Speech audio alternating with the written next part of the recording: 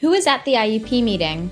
Part of the IDEA Accessibility Project, created by Advocates for Justice in Education and funded by the DC Developmental Disabilities Council. Following the formal request for special education evaluations and parental consent, the Multidisciplinary Team, or MDT, must meet to review existing data and information on the child to identify what assessments and evaluations are needed. As a reminder, the members of the multidisciplinary team include the parents or guardians, at least one of the child's regular education teachers, at least one special education teacher, a professional to interpret the evaluations, such as a psychologist or speech pathologist, a representative of the public school agency. This can be your child's special education coordinator at their school. And if appropriate, the child. What does the multidisciplinary team do? The MDT's job is to determine what evaluations are needed, and later, they review those evaluations together with other information about the child to determine if the student is eligible for special education.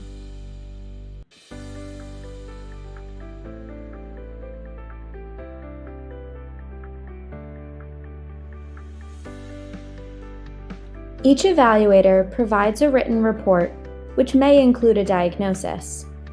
However, a child does not need a medical diagnosis to be found eligible for special education. A diagnosis can help the MDT make a disability classification decision. But not every medical diagnosis leads to an IDEA disability classification to qualify for special education. For example, a child may receive a medical diagnosis for celiac disease, but this does not lead to an IDEA disability classification, as this allergy does not affect their educational services.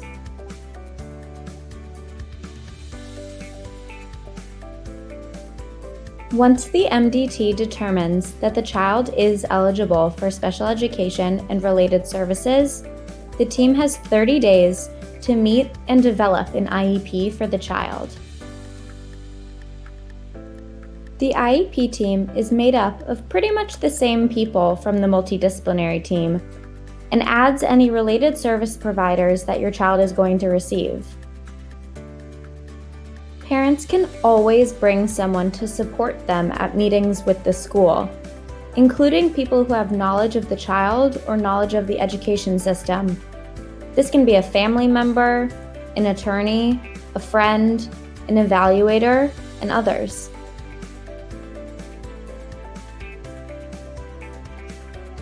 Parents can bring an attorney to the IEP meeting, and the school can as well. However, attorneys are not members of the IEP team.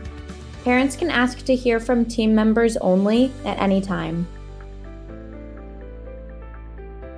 In the first IEP team meeting, it's time to develop the IEP.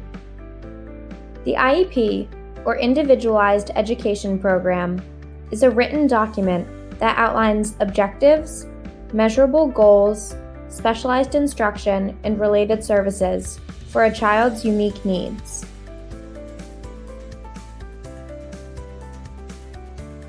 As a reminder, parents are full and equal members of the IEP team and must have a meaningful opportunity to participate in the IEP creation process.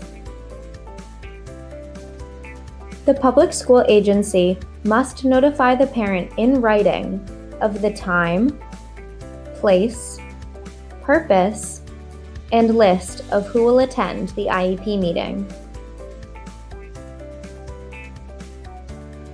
Schools are required to provide parents with copies of all documents to be discussed at an IEP meeting, no less than 5 business days before the meeting. If an IEP meeting is scheduled fewer than 5 business days before it is to occur, these documents must be provided to the parents at least 24 hours before the meeting. Parents must have an opportunity to attend, so the public school agency must schedule meetings at a mutually agreed upon time and place, and provide parents with advance notice of any IEP meetings. Parents can request reasonable accommodations related to their own disabilities and needs, alternative means of participating through telephone or video conference, and translation into their native language. Great, you have the IEP. Now what? As a parent, you have the right to request a meeting, disagree with something in the IEP or your child's services, and request records of your child's services. You can request a meeting around a specific request, such as if you want your child to be paired with a dedicated aide. The request for a meeting should be in writing, and you can say that you'd like to discuss that certain issue. You can ask the school to confirm that everyone who is needed in the determination process will be able to join the meeting on the agreed upon date.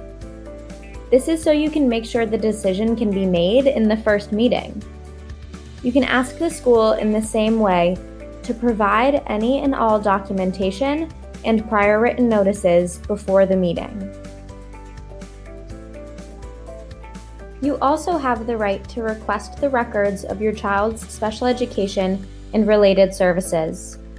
In writing, as always, you can ask the school for a copy of your child's service records. Once you get the records from the school, you can check to make sure that your child is receiving the type and amount of services outlined in their IEP. If you find a discrepancy in their services, you should email the school to set up an IEP meeting and include the records in your email, citing your areas of concern. You can find the type and hours of your child's services under the Special Education and Related Services section toward the end of their IEP. There will most likely be a chart with the types of services, location, the frequency, and the start and end date. The frequency will tell you how many hours your child should be receiving per week. If there is still an issue with your child's services after requesting and attending an IEP meeting, you can call us at AJE for more support. You can find our information here, email us, call us, visit our website, and keep watching this video series to learn more about your rights as a parent of a child with a disability. The DC Developmental Disabilities Council is supported by the Administration for Community Living, ACL, U.S. Department of Health and Human Services, HHS, as part of a financial assistance award totaling $527,570 with 100% funding by ACL HHS. Council efforts are those of the grantee and do not necessarily represent the official views of, nor an endorsement by ACL HHS or the U.S. government.